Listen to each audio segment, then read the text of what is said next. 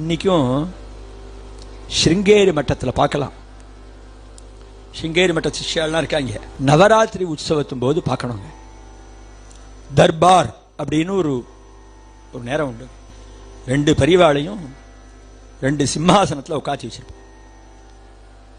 அந்த சிம்மாசனத்துக்கு வரத்துக்கு முன்னாடி அந்த ஸ்ரீகாரியமா இருக்கிறவர் கைலாக்கு கொடுத்து அழிச்சுட்டு வருவார். இந்த ஒரு பட்டு துணி இப்படி கையில் வச்சுட்டு இந்த பெரியவாளுடைய கையை அப்படி பிடிச்சிட்டு அப்படியே இந்த சாரதாம்பாள் அப்படி பிரதட்சணம் பண்ணி ஒரு 3 பிரதட்சணம் பண்ணிவிட்டு அப்புறம் வந்து இந்த தர்பாரில் வந்து உட்காந்துப்போம் இந்த சிம்மாசனத்தில்.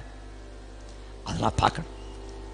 ஸ்ருங்கேரிக்கு போய் நவராத்திரி உற்சவத்தும் போது போய் பாருங்க. இந்த அவள்லாம் பகவத் ஸ்வரூபம் தானே. நம்ம குருநாதர்னு சொன்னால் பகவானுடைய ஸ்வரூபம் அப்படிதான் நினைக்கணும். நம்ம குரு வேற இல்லை, பகவான் வேற இல்லை. குரு பகவான் ரெண்டு பேரையும் பார்த்தா முதல்ல குருவுக்கு நமஸ்காரம் பண்ணு அப்படி. ஏன்னா அந்த பகவானே காட்டி கொடுத்தது குருநாதர் தான்.